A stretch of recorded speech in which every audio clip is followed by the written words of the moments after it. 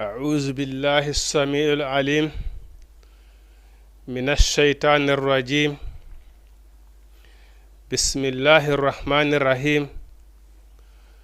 الحمد لله والصلاة والسلام على من لا نبي بعده. إن الحمد لله نحمده ونستعينه ونستغفره ونعوذ بالله من شرور أنفسنا ومن سيئات أعمالنا. من يهد الله فهو المهتد ومن يضلل فلن تجد له وليا مرشدا. musidɓe julɓe ndaaro ɓeeɗo télévision meɗen Jama TV, ara en hewtiti hannde kadi e hoore kodduriye Allah subhanahu wa ta'ala, toujours ne émission men on wowiri noon sakki aljuma. haray miɗo seeditana hoore an seeditano on ala reweteɗo nono nafa rewɗon lorra mo rewali kastina kanko Allah subhanahu wa ta'ala. hilan seeditano hoore an seeditane on ala reweteɗo ko wona Allah subhanahu wa ta'ala. ay waɗi noon en fopp meɗen ko en julɓe la ilaha illallah wa huwa sammakumul muslimuna. ko sabu ngol ɗo konngol en fopp meɗen woni ko wiraɗen julɓe. ay la ilaha ala ko mon rewe illallahu ko wona Allah. ay ko ɗum waɗi kadi ay kala julɗo naatowo ka l'islam ko ngol ɗo konngol woni ko natirta l'islam. ay hay nelaɗo en sallallahu alaihi wasallam Allah subhanahu wa ta'ala ko wi o wi haɓu ɓeeɗo heferaɓe ha ɓe seedo ala reweteɗo ko wona Allah. si ɓe seedike tun Allah ko gooto, hay hunde ala ko rewete ko wona Allah, haray hande kadi harmanima e dow maɓɓe ƴiƴam maɓɓe ɗan e jawli maɓɓe ndi. ayi ko ɗum waɗi hakkunde julɗo e julɗo ko jam salamu tum wawata gasude hakkundeji maɓɓe. ayi hiɗen seeditoɗo nelaɗo meɗen Muhammadu sallallahu alaihi wa sallam ko Allah subhanahu wa ta'ala woni ko nelirimo diina gonga. ayi yurmede wonade nde ɗo tagore fi honnu ha itta en ko wiyete majjere ko naɓa en faade e peewal. ayi o tindina en ko moƴƴere nden heɓoto toon, o rentina en ka bone en woni toon. ayi yurmede wonade nde ɗo tagore ko ɗum nelaɗo meɗen Muhammadu sallallahu alaihi wa sallam woni ko nelira. ayi ko ɗum waɗi so inni qabulal al ilmu qabulal qawli wal amali. ayi piji ɗin fof ko gandal ngal woni ko adi gollugol ngol. ayi a wata arde inna a gollay ɗo honire a jangganande. a wata ɗo jekki maƴa ɗo inna an ka maçon a darna e suudu a meeɗa janngude maçon yagal. ayi piji ɗin 9 ko ma janggata. l'islam on kadi ko noon. si a faala andude ko honnum nelaɗo waɗi jokka ɗum, anda ko sabu honnum addiraɗa ko aduna ɗo, anda dina makkan e fokke ɓaɗuɗa karma koɓe ɓen ƴetta defte ɗen jangga. wona Allah subhanahu wa ta'ala ma khalaqtul jinni wal insi illa liya'buduni. si a waɗi ɗum a ɓaɗi he karma koɓe ɓen, a andi ko defte ɗen wi, a andi ko nun alqur'ana wi, a andi ko nun Allah subhanahu wa ta'ala faala, a andi ko nelaɗo Muhammadu sallallahu alaihi wasallam faala, haray ko wi kon haray ko ɗum ɗon woni ko addiraɗo ka aduna ɗo. a ɗaɓɓiti majjere mana a ɗaɓɓiti peewal ngal mana a andi ko ɗum woni majjere nden, a potitike majjere nden. wona kanko wirta noon yo Allah subhanahu wa ta'ala arsuki en ko andugol ko honnum woni gonga jokka gonga on kadi.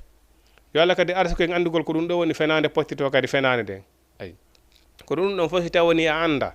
a wata senedirta ko pullo fof tenete kon foññe colli. oɗo nelaɗo meɗen Muhammadu sallallahu alaihi wa sallam ko Allah subhanahu wa ta'ala woni ko nelirimo diina gonga yurmande wonande yurmede nde ɗo tagore. toujours haray hiɗen toppito oɗo darsu meɗen e oɗo neɗɗo hellifaɗo.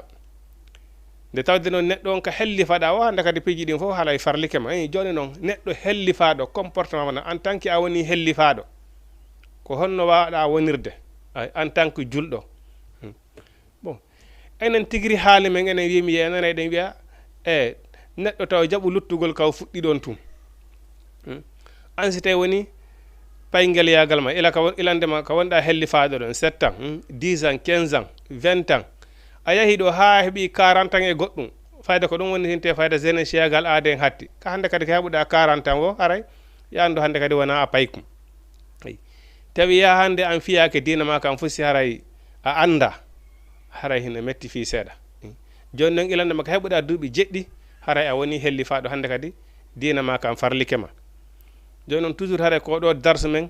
neɗɗo helli faɗo no hani wonirde noon en yewtino ñanden neɗɗo helli faɗon haray toujours ko yo reenu ɗengal makko ngal ko yo reenu ɗengal makko ngal e wolugol haalaji bonɗi ay sabude ngal ɗengal ko ngal musiba ko waɗi noon kala konngol yaltugol ngol windete woni ko boni woni ko moƴƴi windete yara yonti ko reenu ɗengal mol ngal o wi ɗengal ma ngal ko piyori wonandema ay ko yontiki reeno ɗengal ngal ko ngal bone on ti kadi e haalaji bonɗi pankareji haalaji bonɗi julɗo won haalaji bonɗi neɗɗo julɗo ko ya wonno mana haala julɗo ko wolata ko haala ma kam ko yoka nafu na yoka woni haala lorrowo neɗɗo so tawi woni jama tumbi ma kala ko yawɗa so tawi woni a yewti konngol tun tawi konngol mangol koye ngol lorru nelaɗo maki haray jara hiɗa wowla konngol aden ko yo nafu si tawi woni konngol ko yewta ko nafa haray ɗa hani wolde so tawi woni konngol lorrongol haray na yontigi wowlu ko ɗum woni neɗɗon ko yontigi wowlu konngol moƴƴol ay ko ɗum waɗi ɓeyni hay mo wolima konngol bonngol an yettormo ko moƴƴi idfu billati ahsanu a sayi a ƴettu ko moƴƴi kon duñira ko boni kon ayi bon kono si tawi woni si tawi woni ɗumanni ke so goɗɗo wolanima si woliɗo sappo bonɗi an kadi a wattay ɗon noogay bonɗi mais jama on wata wonde e jam eyi jama on wata wonde e jam ayi ƴettu ko boni kon ƴettu ko moƴƴi kon duñira ko boni kon hay si tawi woni an goɗɗo wolima ko boni an yettormo ko moƴƴi ay neɗɗon o wona wowlowo haalaji bonɗi hara kadi o wonali wondirowo cergal innugol mana wondirgol cergal fowtata ɓengu mo ginna mi wattima nenan walla ma suddi ɓen tigiri ayenno fowtata modi mo ginna mi wattima babam boora noka suddi ɓen hinoka wara ɓen ɗum ɗon fof na ko fijirte noon hunduko tew suddiɗo fewtutugol modi mo ginna mi wattima babam boora walla mi wattima bandiraɓe an worɓe fijirtake bakkatu mo no hawni haray kadi si tawi yehi ha tawi ma ruttoɗa ngal ɗon haray ɗa andi kadi haray kafara no fawi on tigi ɗum non faray ko rentagol bon hay sina fi ɗum kadi wondore dagota ko hay fusi kono wondire sina kanko Allah subhanahu wa ta'ala ko kala ko goɗɗo wondiri tawna Allah subhanahu wa ta'ala haray ɓeyni haray on tigi sirki ko Allah tun woni ko wondirte ay wondirgo kadi noon Allah kato tun ndeɗa inna ndeɗa wondira Allah o kadi katoɗa hara kadi ko gonga woni ko wonduɗa si a wondiri Allah tawiɗa andi pellet ko wondirɗa Allah kon ɗum ɗo wona gonga koye hoore fenande yandu ɗum ɗon kadi ko musiba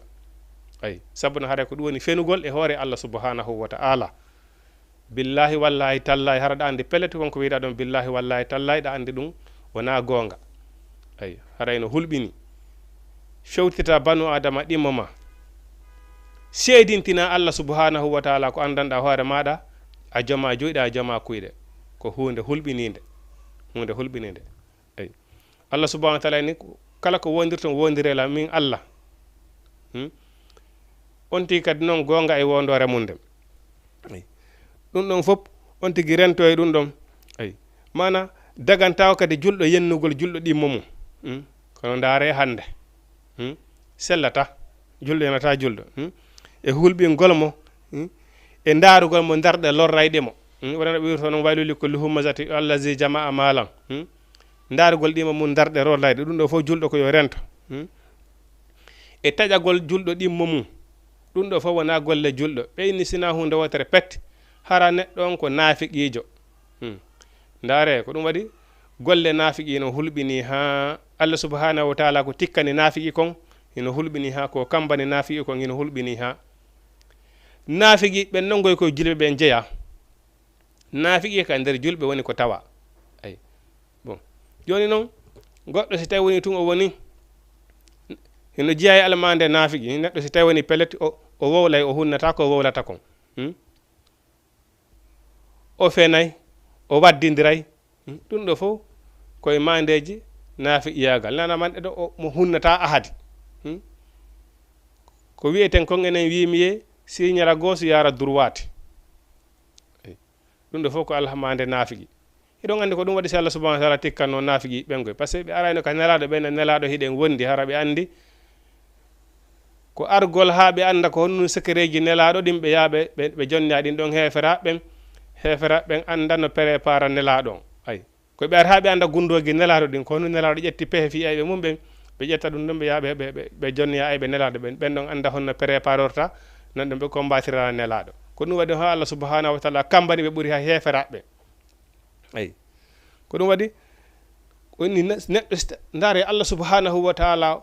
o dagginali hay nokku yo julɗo taƴo julɗo ɗimmo mum o inni sina hunde o nara on mo taƴiɗa ɗon ko naafiqijo en andi e jaga naafiqiyagal ko hunde hulɓininde soko naafiqijo ɓenni haray no daggi taƴagol mo ay no taƴi taƴagol mo ay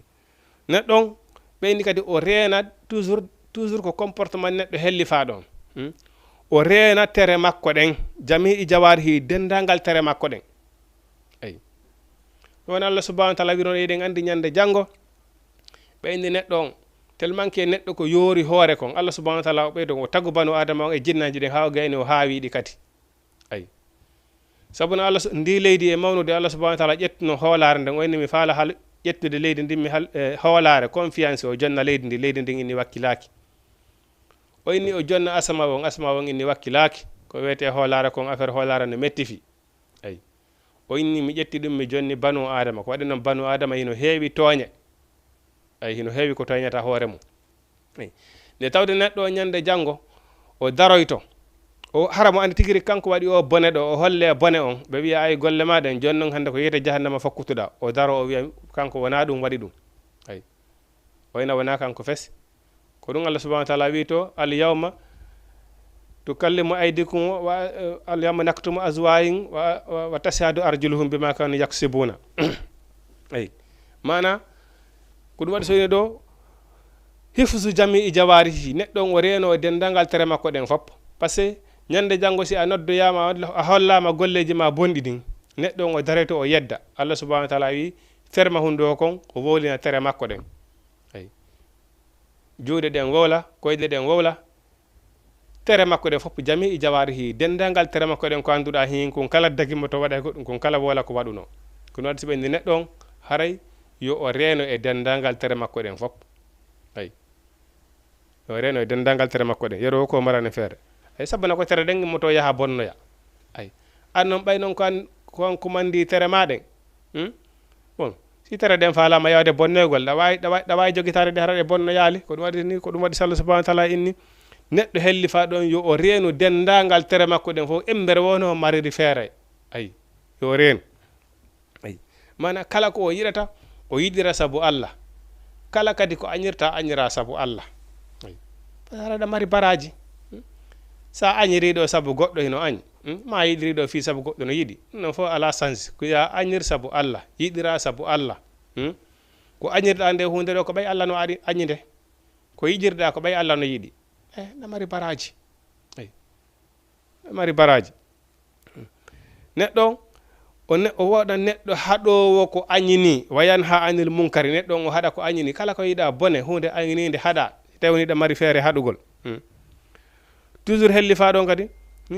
no harmi e dow makko fenugol mbaddidirgol e kañum e yiɗugol moƴƴere an kala ko moƴƴere ari kañum ko hoore mum ɓurani yiɗangol ay kañum ko kañum tunna yo ɗimmo mum go heeɓo en tout cas ɗo hay tawni ɗimmo mum go heɓay ko say kañum heeɓi ha yonni ha liibini wo si goɗɗo go kadi heɓa ay wona noon la yuminu ahadukum hatta yuhibbu li akhihi ma yuhibbu li nafsihi yiɗane julɓe ɗimmo ma on ko yiɗanɗa hoore ma kon ay ko yiɗanɗa hoore ma kon neɗɗon ay no wiiri noon e mana e neɗɗo wonugol neɗɗo cakani neɗɗo fijowo ƴetta tammum on fof perdi ƴetta tammum on fof jeunesse mum on fof perdina e fijundaru ɗon andi ɓeeto mana hiɗen andi Allah subhanahu wa taala ka dargal neɗɗo on si tawi woni arama ko dargal ɓenni piiji dan no jeeya ko landete ɗon fi jeunesse yagal makko ngal ko ɗum waɗi so ɓenni ɗo toujours somo yewta ɗo fi hellifaɗo on ay neɗɗo on si o landama ñande dargal ɓeyni no tawa piggi ɗo landoyde de hara ngala tawtata ngala ha o réponda ɗin ɗon bon no tawa e muɗum jawdi ko on tigi ɗaɓɓi ndin ko honno ɗaɓɓirɗa ndi jawdi ɓaya heeɓi jawdi ndin ko honto finance uɗa ndi ɗum ɗon fof neɗɗo on o landete ɓe landoma kadi jeunesse yagal magal ila ka heɓeɗa hellifaɗo 7 ans ha 40 ans ha 50 ans tawatande kadi hande kadi ka waɗaynoɗa fende ko wonnoɗa duuɓi 15 nogay hande kadi a hattana feere heɓugol waɗugol ɗum ɗon hande kadi on fewndo on sahari ko honɗum wonnoɗa wade koye honɗum jeunesse yagal magal feƴƴi ɗum ɗon fof neɗɗo on o waɗe ɗum ɗon kottarande yeeso Allah subhanahu wa ta'ala ay bon ko ɗum waɗi inni mana e fiju ndaru neɗɗon ko yo reno e fiju ndaru cakani ay par ce que si tawi woni Allah subhanahu wa ta'ala daroyke yeeso Allah ñande janggo o wi hi an fewndu ka keccuma ka jeunesse saga ma ka faala ka fof faalal ma ɗon min kadi ko ɗon mi faalama fewndu on say ko honɗum wonnoɗa e waɗude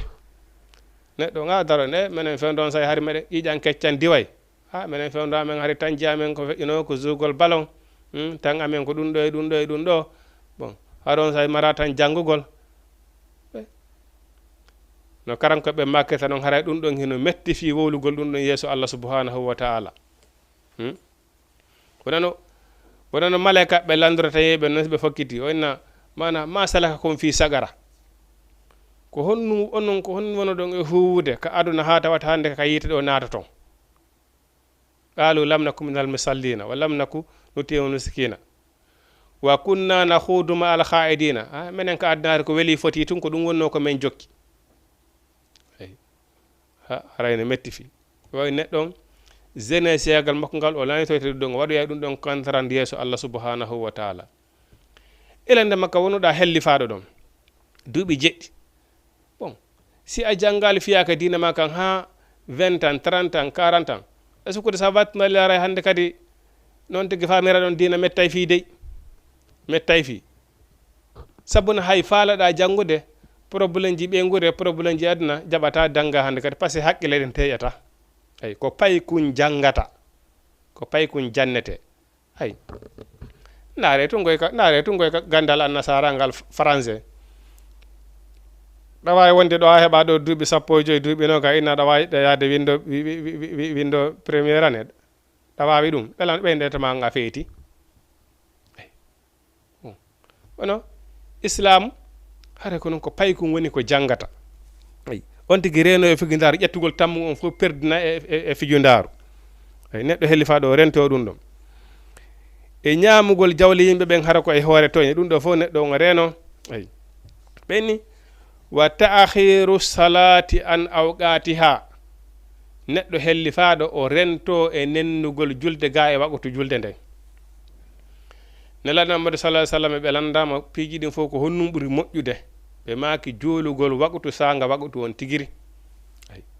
ko ɓuri hewde kon kadi neɗɗo si a juuli waɓutu e fewre makko tigi si a torike ɗon Allah ko ɓuri hewde kon Allah subhanahu wa ta'ala jaabinayi du'aji ɗi si tawi woni a mara empêchement hay fusi juulugol premier waɓutu on ɗum ɗon ɓuri moƴƴude ay terto nennugol julde ga waɓutu mayre on sabuna si waɓutu on hewti na innugo ko min ko sanga mi faala o mi juula dey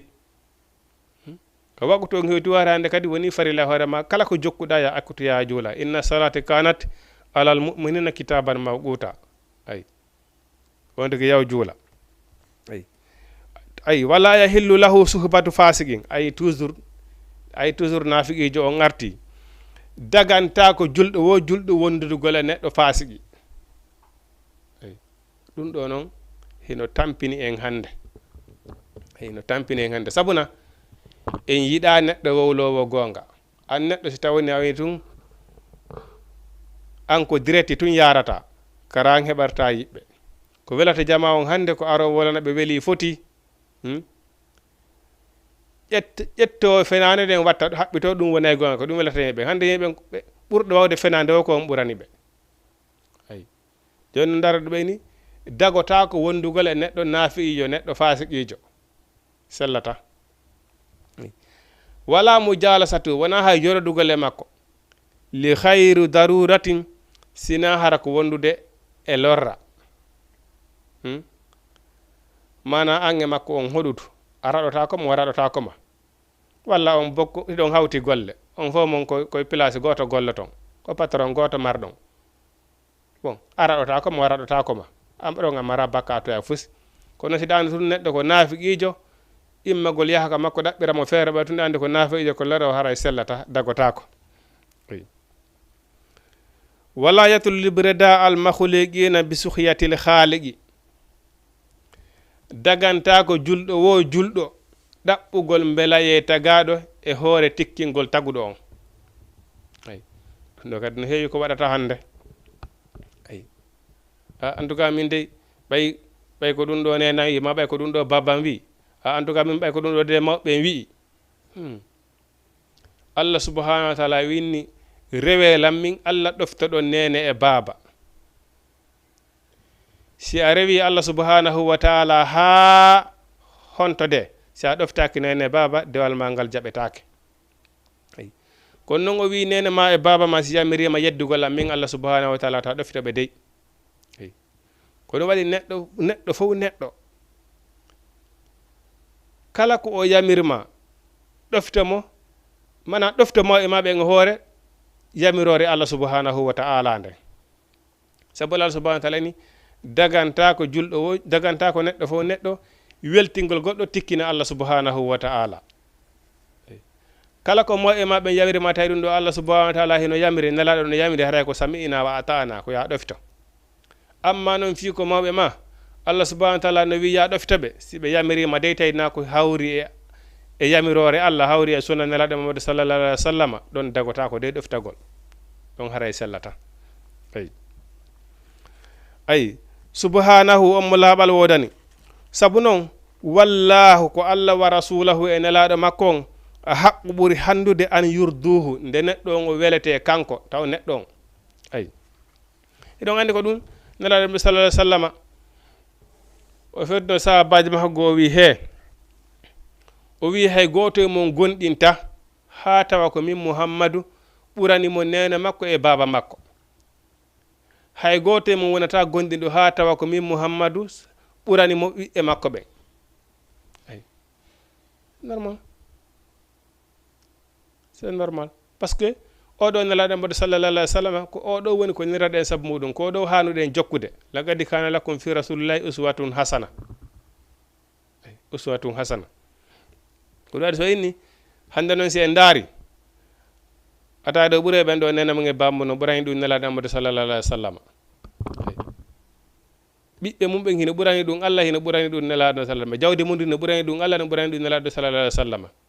ay sabu ɗum ɗo fof nene e baba fof so heeɓi probléme ayay hiɓe immo darano ɗum kala no homni ɗum wawi wonirde ɓiɗɗo waka zalika jawdi ndin waka zalika kono fi no ɓe famira no ɓe ɗoftoro Allah ɓe ɗoftoro nelaɗo Muhammad sallallahu alaihi wasallam ɗum ɗon haji maɓɓe ala no waɗi o ay ɗum ɗon no waɗi o gonɗinal waɗali haray neɗɗo a gonɗinali siɗa jaɓi Allah ɗa jaɓi nelaɗo sallallahu alaihi wasallam nene ma e baba ma e ɓiɓɓe ma ɓe ga jawdi ma ndin ɗum ɗo fof ko Allah e nelaɗo hikkinta yeeso ɗum ɗo e witira ɓaawo waɗi ni mana ko Allah e nelaɗo hanuɗa weltinde luttuɗo fof welto in kanu si tawni o laatake noon mu'minena ko on gonɗinɓe si tawni o laatake on gonɗinɓe si tawni a laataki gonɗinɗo jawdi ma ndin ɓuranti Allah ma ndi ɓurani nelaɗo Allah ma ɓiɗɗo ma o sabu wa qala alayhi salam nelaɗo maaki sallallahu alaihi wasallam la ta'ata li makhluqin ɗoftare wo alana wo tagaɗo fi ma'asil khaliqi e yeddugol taguɗo wonɗo wo wonɗo si yamirima yeddugol Allah subhanahu wa ta'ala sellantama ɗoftagol mo hoore yeddugol Allah subhanahu wa ta'ala wala yahillu lahu daganta ko julɗo fof julɗo an yaf'ala nde o gollata fi ilan gollal hatta ya'lama ha o anda hukmallahi fi ko honnum Allah subhanahu wa ta'ala ñaawi fi ngal gollal ɗo simi golla ngal dewe ɗen fop kala wo ko wata wadde ka dina ko andi ko ɗum waɗi so indi to a ari fof ni qabla an ta'buduni andelan taw ko addi o rewdelan ko waɗi sa ari en ɗa ari a inni hiɗa wadde ɗo dewal tawi a anda a tampinay hoorema woni ko perdi ko ɗum waɗi so ɓenni gando waaliɗo ɗa no ɗaani kono ko gando himo waali ɗo himo ɗaani neɗɗo mo janga anda bihi basiran hino daro ɗo hino juulude waali juulude gando waaliɗo ɗaani o ngara ne ɓurimo baraji ne ɓurimo baraji par ce que on ɗon kaw ɗaani ɗon sawo immi wo himo wawi immade rectifia ko feƴƴirmo kon fof haray no rewi laawol oɗa noon so dari ko ɗon jamma on fos bon ɓay o anda ko woni e wolude ala sens a wawata rewirde Allah e hoore sikke pullo fof tawi sikke juulata ko ma neɗɗon o jangata o anda ko ɗaɗi so inni daganta ko julɗo fof julɗo gollugol gollal wo gollal ha o anda kono woni ñawore ngal ɗon gollal so tawi noon neɗɗo on o anda honɗum wayasi alal ulama o lando karamakoɓe ɓen ayi enen noon ko ɗum ɗon tampinen hannde haaji men ala e landagol karamakoɓe ɓen ma woɓɓe ɓen haray hiɓe towniti hay yawgo lando karamakoɓe ma hiɓe towniti hay ƴettugol defte maɓɓe ɗen yaha karamakoɓe ɓen janga fiye ɓe andu dina maɓɓe kam on tigi wayasi alul ulama o lando karamakoɓe ɓen joni noon est ce que ko karamakoɓe ɓen fof par ce que wona jangoye ɓen fof woni ko feewi ɗum hino tawa ko tampini suusete on ɗum hino tawa ko tampini diina kam no woodi janguɓe ha gayni wara kitaballahi wara a zuhuri ɓe ƴetti deftere Allah nden ɓe buginde ɓawo nde ɓe andi Allah subhanahu wa taala ina hiɓe andila hiɓe andiri deftere nde wona no ɓe andiri baba maɓɓe men noon walla no ɓe andiri ɓiɓɓe maɓɓe ɓen noon ayi kono ɓe ƴettiri no fof ɓe bugi ɓawo to ko hombo jokkete ko neɗɗo janguɗo ha gayni gollitiri kadi ko jangi kon sabu no wona janngol ngol woni l'essentiel on ko gollitirgol ko janga kon ko homɓe ɗon woni gollitirde ko janga kon wo yaqtadiri o ñentina bil muttabiina jokkuɓe sunnati muhammadu sallllahu alayhi wa sallam jokkuɓe sunna nelaɗo ɓen ko farilla e sunna ɗiɗi wawata seedude bon sunna noon a ndaaray ko nelaɗo golli kon ɓawo nde annduɗa farilla on annduɗa diina kan annduɗa farillaji maɗen sunna ko honɗum a ndaaray no nelaɗo comportement nelaɗo on jokka ɗum no nelaɗo wattorayno noon hara ko noon wattorta no nelaɗo wonirno noon ko noon wonirta piggi ɗi nelaɗo rentiri ɗin fof rentoɗa e majji eyi no wirno ɗon laqad kana lakum fi rasulillahi uswatun hasana jokka nelaɗo ndaara ñentimɓe sunna nelaɗo ɓen jokka ɓen sabu no farilla e sunna no wawa pilisi e moyen kangi ɗiɗi hay goto wata yaade acca ɗiya allazina homɓe woni jokkuɓe sunna nelaɗo mo sallallah alih sallam allazina ɓen yadulluna ɓe no tindina ala taatillahi no Allah subhanahu wa taala ɗoftorte sabu neɗɗon si tawi woni a jangi gandal ngal wona a jango ha gayna anda fankaɗon si a jangi ko ya a jangi ko ya andi waajoɗa woni Allah subhanahu wa taala qum fa anzir nelaɗo immo waajoɗa ayi bon nelaɗo mo sallallah alih sallam sa yi hande hiɗen daro ɗo hiɗen juula no faalira ɗen hiɗen fonta ɗo defte jangere no faalira ɗen woɓɓe goo ƴiiƴe mum hibbanoma fiyo kaɗo yo diina ka daro woɓɓe heddinoki e muɗum hande noon an a ƴetta ɗo jangira no faalira ɗa leere nde faalaɗa goɗɗo wo an pesatama fuy teratama hay fuy bon sa yiɗen imma ɗo hande jangira o no faalira ɗen woɓɓe goo mayani no fi ɗum ɗo joni noon ko ɓen jokkete ɓen jokkuɓe suna nelaɗo mo sallah sallam ko ɓen ñentinte ko ɓen jokkete ko ɓen landete programme uji ɗin par ce que no woodi ɗo buy innuɓe ko jangi si a yahi si a landikeɓe mana koyeɓe ndaara ko weli ɓe o ɓe haalanama ɗum surtout si ɓe andi e sina ɗon ɓe heɓirta goɗɗum on tigi jokka ñentimɓe suna nelaɗo mo sallallah sallam ɓen ko homɓe woni ɓen noon ko ɓen ɓe no tindina no Allah subhanahu wa taala oftorte ɓe no rentina wa yuhazziruna man ittabi cheytani hiɓe rentina jokkugol cheytane ayi Allah subhanahu wa taala wi honno wala yarda hey musidɗo wota a yiɗin wota a weltinir li nafsihi wonkima ma radiyahul muflisuna ko ɓen yimɓe fertanoɓe jerbenoɓe ko weltinirno wonkiji muɗum honnum ko yewtiɗen nanen kon allazina daati a'maruhum ɓen ƴettunoɓe ɓen yeebunoɓe gurdaji maɓɓe ɗin fes ɓe ƴetti wonkiji ɓe mana ɓe yiɗiniri wonkiji maɓɓe ɗin fof yeebugol gurdam maɓɓe ɗam honum woni yeebugol gurdam mum ɗam ƴettugol aduna mum on fof waɗira ɗum weeli foti ko ɗan wirɗe nane noon Allah subhanahu wa taala neɗɗo helli faaɗo ko yo o rento ko wiyete figgindaru caakani weeli foti ay fulle fotani wo aduna on juuta woni o muññaka aduna wona ko juuti ko ha seeɗa ni ay aduna ko ha seeɗa a wata wadde ɗo ko hay goto waɗali ay ko ƴiƴam ma weeli weweli ko muybuɗa o ko muybuɗa waɗu doy ko ha seeɗa fima gasa e joni jankare ko woɓɓe go wona wowlede fi muɗum ay hite woni noon a daari fi piji ɗin fof hino newanima a ƴetti gurdam maɗam fof a waɗi fi weeli foti wallay ko ha seeɗa ay joni noon neɗɗo on ilandema ka gurdam makko ɗam huuɓi wo hande kadi ala ɗon solution fos ko ɗum waɗi kala kar to yimɓe darnoyte ha ɓe gayna no wirɗe nanen noon si tawni neɗɗo on addama golleji makko ɗin fof présentama yeeso makko ɓenni andi ko an golli ɗum ayi golle maɗen aya ɗon yeeɓe hinana ɗon toro ɗon Allah subhanahu wa taala rutti men ka aduna ɓe toro ɗon intervention ɓen Allah subhanahu wa taala rutti men ka aduna men golla kon men ko yamironɗa men fof men golla ɗum e nder minute aji men ara famodire Allah subhanahu wa taala no hay hata ɗum woɗɗi wata gasude hande kadi ay wala hum azabu jahannama ay no wadani ɓe yiite jahannama wala hum azabul hariji meeɗe lette yiite par ce que a wonino ko aduna toon a wuuri toon duuɓi haysi ko 40 ans awa 50 ans 60 ans a wuuri ɗum toon acca ha araka lakara ɗo ndara wiya noon Allah subhanahu wa taala joni ruttan aduna mi moƴƴintina mi rectifie ko mi bonnuno kon an a ayo hari a hoolaki hari a anda ayo an ko wiyano maya immito kon an hari a hoolaki ɗum an har a sukkude ɗum ko sama kala ayi ko ɗum Allah subhanahu wa taala inni neɗɗo ahi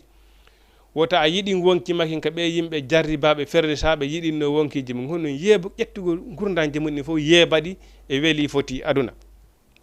adduniya mata un hurur aduna ko gurdan hel hodaywel ay sanani gurdan he hodaywel ko wiyete aduna ay adduniya daru malla dara la aduna ko galle on mo galle ala na ɗum ka lakara ay par ce que sa jokki aduna ka jokko aduna ha acca ɗo aduna on woɓɓe go kadi kontina ay fi aduna on gasay ta jaɓu ɗum ay allazina da'at amaruhum ɓen yeebuno ɓe gurnaji maɓɓe fof fi hayri ta'atillahi ko alda ɗoftagol Allah subhanahu wa ta'ala ay woni aduna ɗo jokki weeli foti Allah subhanahu wa ta'ala wi fa ya hasratahum ha we perdi ɓe hoya tulu bukaihim e juutoygol gonɗi maɓɓe yawmal qiyamati ñande dargal ay gogo ɓe yawya ha ɓe holle golleji maɓɓe ɗin ɓe wiya Allah subhanahu wa taala joni komin faala natto men aduna men rectifio ko min waɗuno kon hara ɗum wata wonude ay ɓe ƴette ɓe naade yiite ana auzu billahi hara noon ɓe yaltata ɗon hande kadi abadan khalidina fiha ɓe yaltata ɗon abadan lette lakara ɗen kan ɗe lannata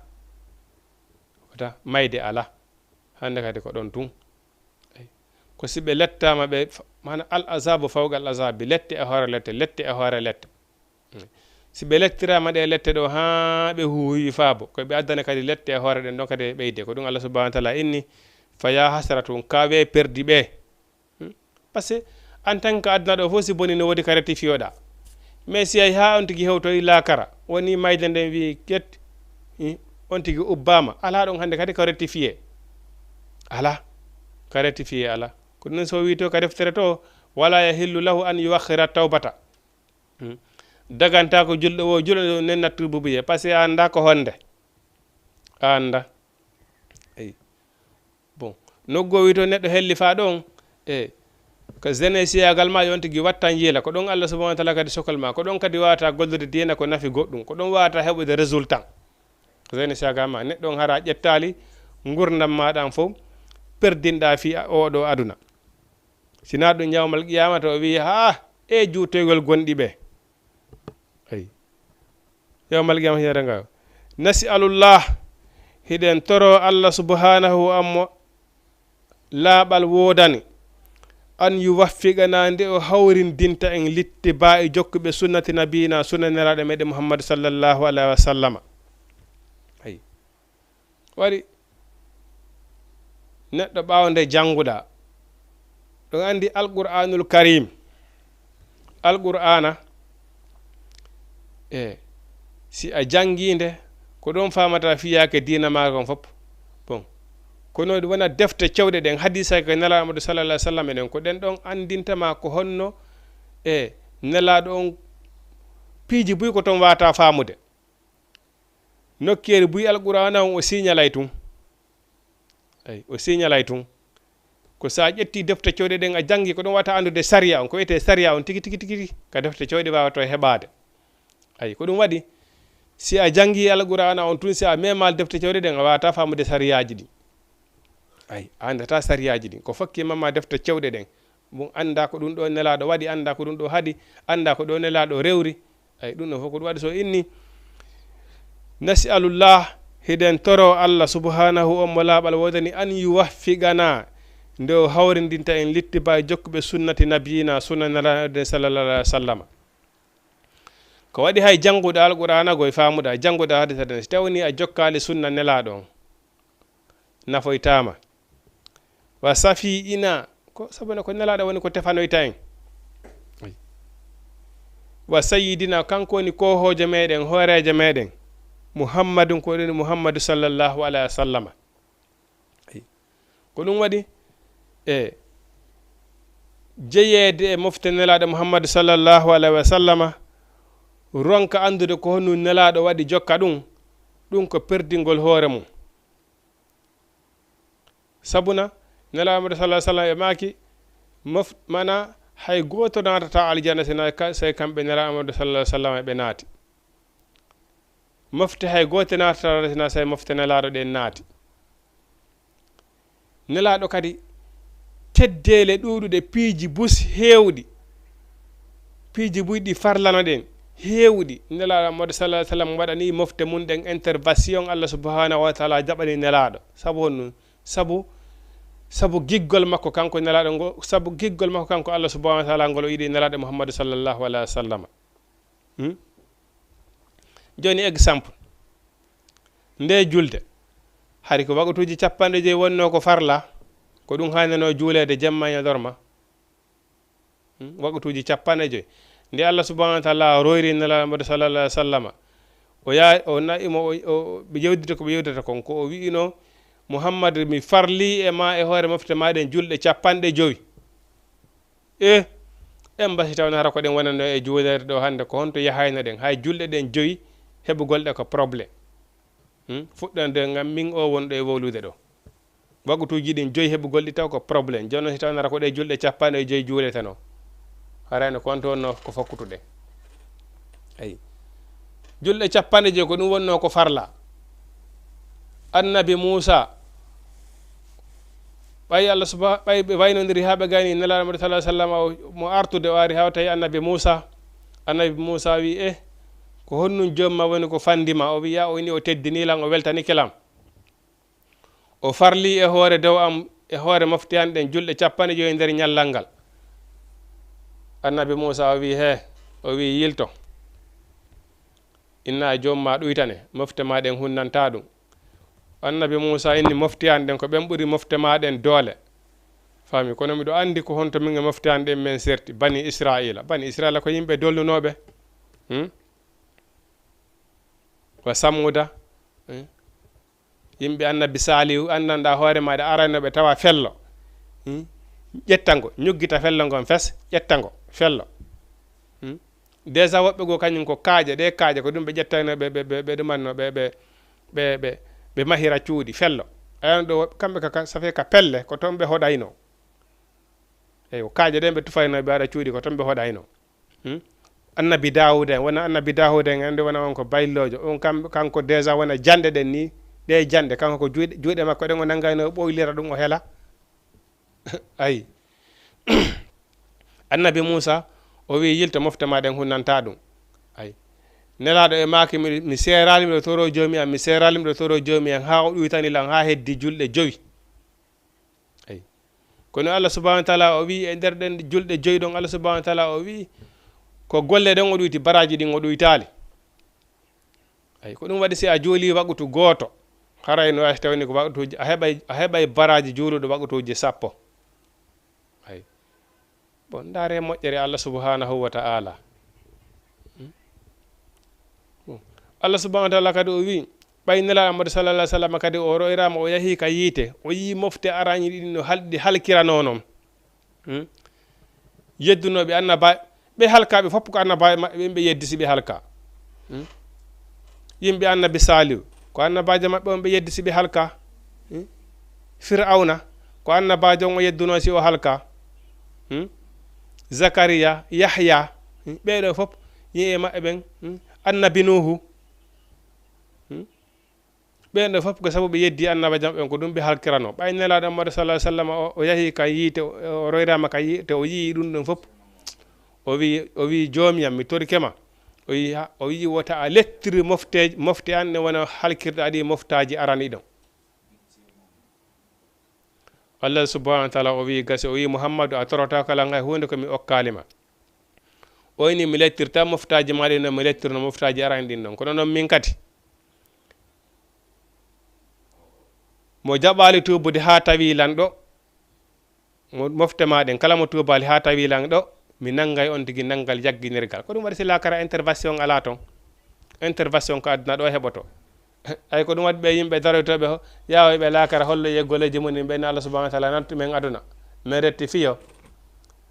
Allah subhanahu wa ta'ala ko ɓe goyni wala yanzuri ilayhim mana ɓe daroytake guite yurmede ay ɓe lettoyte lette ɓen Allah subhanahu wa ta'ala ini mi nangay ɓe nangal jagginirgal ay iɗen sikkude so tawno hara nelaɗo Muhammad sallallahu alaihi wasallam hara o torananoki en intervention wote Allah subhanahu wa ta'ala halkiri en wonano halkirno moftaji arani ɗin noon donc sikkude harano hande jamanu ɓe gande akhiru zaman guma emen ɓawɗo mawlutono wota Allah tawnu ɗum harayno ko on to fokkutuɗen harayno ɗen sikkude hande ko on to wonɗen ay ɗum ɗo fof ko waɗi ɗum ɗo fof ko ɗo Allah subhanahu wa ta'ala wi en jokku iwtire ɓawo nelaɗo Muhammad sallallahu alaihi wasallam il faut que jang on ko honto heɓoto ko ma anden ko honnu nelaɗo Muhammad sallallahu alaihi wasallam waɗi ko honnu woni ko o faala ko honnu woni ko o yamiri waɗen ɗum heɓen jang si ɗum woopi haray kara hansi jang heɓo ko ɗo so inni jokken yimɓe jokkuɓe sunna nelaɗo ɓen ƴetten defte ɗen anden ko honnu nelaɗo waɗi ay par ce que boy hino jangi ɗo ɓe ala wadde ko nelaɗo waɗi kon oto waltoto ɓeɗa kaarelle kadi hino jangi ɓuuru kaari en wona ko jangi kon fof feewi ndaare jokkuɓe sunna nelaɗo ɓe jokkitiɓe sunna nelaɗo ɓen ko ɓen woni ko jokkete ay ko ɗum waɗi hiɗen andi hay dargal ngal si tawi woni ha sattoyi mofte nelaɗo ɓen ara yarogol ka wendu kawsara inna ataynaka al kawsara fa salli li rabbika nelaɗo Muhammad sallallahu alaihi wasallam Allah subhanahu wa ta'ala ni Muhammad mi okkima wendu kawsara ange mofte maɗen si yahoyi ha dargal wuli mofte nelaɗen ara e yaroygol malaika ɓen ƴettal leɗɗe ɓole yiite luuboɓe nelaɗo Muhammad sallallahu alaihi wasallam ina terte ɓe ko mofte ko jiya ko yimɓe am ɓenni on anda ndu wendu ko fi maɓɓe ɓe wiya la Muhammad ɓe wona mofte mani ɓe wona matawa ɓe sanzino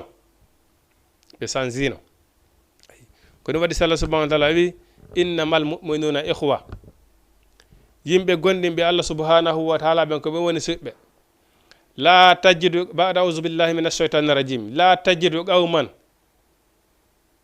yu'minuna billahi wal yawmil akhir yuwaduna man hada Allah wa rasula a tawata yimɓe gonɗinɓe Allah subhanahu wa ta'ala e yimɓe yedduɓe Allah subhanahu wa ta'ala saliɓe Allah subhanahu wa ta'ala hino welda o wi noon honɗum walaw kana aba on haysi tawani ko bamma aw ikhwanahum mara ko nena gotto e maɓɓe ɓen aw asiratahum mahara ko goral maɓɓe ngol fop wata wonde ko ɗum waɗi so wi to daganta ko julɗo wo julɗo nde ɗofto tagaɗo go hoore yeddugol Allah subhanahu wa ta'ala fi an ka ɓiɗɗo allah fewnima a andi ko allah subahanahu wa taala faala a andi ko nelaɗo faala nene ma walla bamma jaɓali ɗum walla koto ma jaɓali ɗum est ce que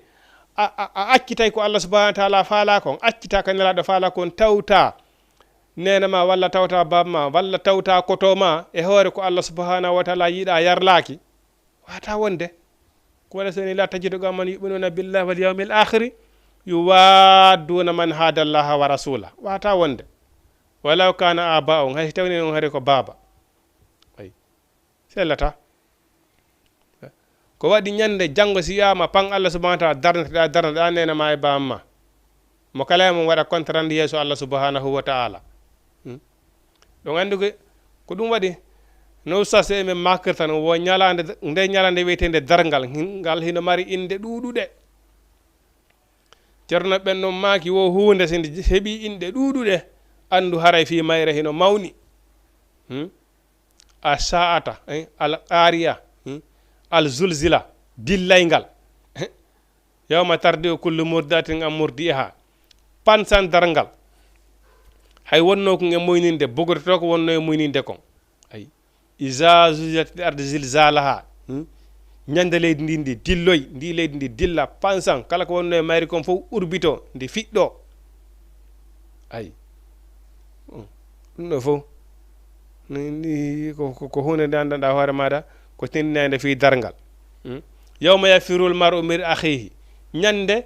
neɗɗo dogoytanene goto mum wa ummihi e baba makko wa sahibati ɓe wiyno hande ko ɓe wonno weldiɓe an immodeje e ko mi non on partenaire an noon vrai partenaire an noon non on hay nene goto mo wiide reedi wotour ko ha ɗon ñande lakara on fottoye to haraymo kala mo hino wifa sago mo nawi oya ay yawma yafirul mar'u min akhihi wa ummihi dogoya nene goto ma wa abihi wa sahibati joni noon si tawi woni ko sabu ɓe weldiɓe ma sabu ɓe nene goto e ma so tawi woni noon ko ɓe wonno ma e sakkade e hoore ko allah subahana taala yiiɗi yarli ko ha modi ɗerti ɗum a kere a ɓuuru kaari en e kaari en a kere a ɓuuru kaari en e kaari en non allah subahana taala wi dargal ko ɗum waɗi neraɗo amadu sallah sallam e maki ay ɓeyni aysa ɓe wi ñande dargal kamɓe nelaɗo amadu sallah sallam tagiri e maki ñande dargal ka peesi e ka moƴƴi e bonɗi peesoyteɗen ɗon ɓe wata andrude goɗɗo ɗo e ɓe andude ko honto ko ɗo e ɓe andude ko honto moƴƴi maɓɓe ɗin peesi bonɗi ɗin ayi no hoggoɓe wi yawma yaati farda mana neɗɗo ñande dargal en fof meɗen aru e furatan hara en fof meɗen ko en holɓe wona neɗɗo on arno adna noon neɗɗo on ayi moyto e cakki en fof meɗen ñande dargal en immitoy to cakki daraɗen yeeso allah subhanahu wa taala hara neɗɗo on hay gara hun hara takkaki e makko ayi nelaɗo maki ɗon haneni aysa ɓe immi safe wa wonɗo wa neɗɗo waɗɗo compliqué manniɗo par ce que nelaɗo ɓe maki ɗon ha ɓe maki ɓeyni en fof meɗen immoyto yeeso allah subhanahu wa taala hara hay goto takka hay gara hun ayi neni aysa e maki ɓe immi mouhammadou ɓeyni awraji yimɓe ɓen noon iɗen wawi darade en tagore nden fof daro hara goto wattaki hay gara hun awraji yimɓe ɓen noon nelaɗo salah sallam e maki aysa nden ñande mo kala e moɗon no mari fiyaka yonayi ɗum ay sa anun yuhinihi nden ñande mo kala no mari fiyaka yonayi ɗum hara wona fi dargol awra goɗɗo ay nden ñande mo kala no mari fiyaka yonayɗo ɗum ay joni noon si tawi woni innama ñande dargal ɓiɗɗo andirta nene andirta ɓiɗɗo baba andirta nene weldiɓe ɗum fop yawma mo kala nde ñande no mari fiyaka yonayɗo ɗum tawi noon ko fi ɓeɗo weldiɓe ko ɓeɗo fi weeli foti ko ɓeɗo haɗayno ma rewgol allah subahanahu wa taala ko ɓeɗo ne sakka dema dina ko ɓeɗo wonnoɗa e weltinde tikkina allah subhanahu wa taala haray no hulɓini eyi haray no hulɓini eyi ko ɗum ɗon woni perdingol hoore muɗum ɗum noon haray yo allah arsuko en ɓeɗo jokkunoɓe sunna nelaɗo mamadou sallllahu alayhi wa sallama joni noon neɗɗo no wirɗen noon dewal ngal il faut que si a golle dewal ko ma anda pilasi maggal ko waɗi hay juulugol si tawi woni hara a juuli tawi nano nelaɗo muhammadu sallllahu alayhi wa sallam tindiniri noon julde nde nde jaɓetake ay korka waka zalika hazza waka zalika ay kono waɗi so fuɗɗori ɗo taw fi laaɓal ngal par ce que neɗɗo on bala nde ɗa waɗa dewal taw il faut que laaɓa ay ko laaɓal ngal adi taw oni dambugal ngal no yewta fi laaɓal taharatu qisman ko wiyete laaɓal kon ɗum hino waɗi façon ji ɗiɗi taharatu hadasi wa taharati khabash laaɓal tayre mana taƴirede kono wiyetede mana hendu mana neɗɗo si tawi woni hara yiɗa salligino bon si hendu fotiki on tigi ara salligi boni wa taharatu khabas walla laaɓal ete soɓe neɗɗo yehi hurgo jano simo salligino ara salligi boni woni ko hurgo jano woni ko hurgo tosoko woni ko hendu fuuti on tigi haray salligi makko on boni haray neɗɗo on hande kadi si a waɗa dewal haray ala kulli haali ko ma neɗɗo on salligoya kadi eyi oni noon wala yasihu aljamiu woni ko hendu fuuti mana woni ko laaɓal soɓe woni ko laaɓal bawle sellata ɗiɗo ɗiɗi noon illa bil ma'i si wona hara ko ndiyan tum wawata laɓɓinde ɗiɗo hande kadi on tigi wawa yaade waɗoya dewal at-tahiri hara ko ndiyan laaɓuɗan kadi ay par ce que ndiyan si tawi woni haraɗa ko sinnama ɗo joni siɗan sansi siɗan iwti tun ndiyan naturel majjan on haray ɗan wawata laɓɓinorede hande kadi ka dewe sinama tun ndiyan nendi ndiyan nebban walla ndiyan sabunde bon exemple ɗo joni a ƴettata goɗɗo ƴettataɗo joni wuppa ɗo coñci ha gayna ndiyan ɗan sabunde ɗan wuppirɗa coñci maɗi ɗon haaju ma yana e salli ko inna ƴetta ɗan ɗan salligoɗa ay sellata ndiyan naturel ɗan sansali couleur fus ko ɗan ɗon woni ko laɓɓinorte ka dewe ay illa bil ma'i sina hara ko ndiyan at-tahiri laaɓuɗan al-mutahhiri laɓɓinayɗan ay par ce que ndiyan kadi hino laaɓa hara ɗan laɓɓinta exemple joni si ndiyan si tawi woni hara ko ndiyan nebban joni exemple si nebban toro ukkike ɗo joni e ndiyan bon ko laaɓuɗan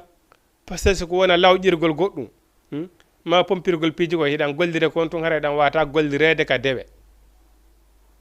par ce que ko hunde daguide woni ko ukki e majjan bon nebban ko hunde daguide hino ñaamo kono si nebban ukkike e nder ndiyan ɗan wata laɓɓinorede ka dewal ko hara noon ko laaɓuɗan par ce que wona hunde harmude woni ko ukki e majjan ko ɗo ɗan salligata wiwɗen ko ndiyan ɗan naturel ɗan jilla hay e fus ndiyan laaɓuɗan ɗan anduɗen ɗan ko ɗan ɗon woni ko salli ko ɗan ɗan laɓɓinorte ka dewe ay ɗan ɗon ay joni himo tindinde almutahiri laɓɓuɗan wa huwa ko ɗan woni ɗan allazi ɗan lam yatakhayyar lawnuhu ɗan sansali none muɗum ne wiyata ko ndiyan nendi na ndiyan sabunde na ndiyan nebban na ndiyan mango ay ko ndiyan simple ɗan takka hay e fusi ay lam yatakhayyar ɗan sansali lawnuhu none majjan on a lunnota ko ɗan addama odergo ko wona oder ndiyan ay aw ta'amuhu ma ñamete majjan on ay aw ra'ihatu ma urgol majjan ɗan sansali hay fusi ay bima yufariqu konko no serta e majjan ay khaliban ko heewi ay kazayti wona nebban ay wa samni ma wona ko wiyete mbuso ay mana nisa nebban ay waddasami ma wona maafe e ɗum ɗo fof si ukkike e ndiyan ɗan wata salligorede hande kadi ay kullihi ɗum ɗo fof ay wal wasahi tuundi ay salte wasabuni e ndiyan sabunde ɗum ɗo fof ay wal wasahi e tuundi dabeji wona jaañe wona leeɓi mummunteji ɗin ni si ukkike ndiyan ɗan wata waɗirede dewal salligorede lotorede longal walla salligi wana hawihi e ko nantata ɗiɗo pijji fof ay o wi wala baasa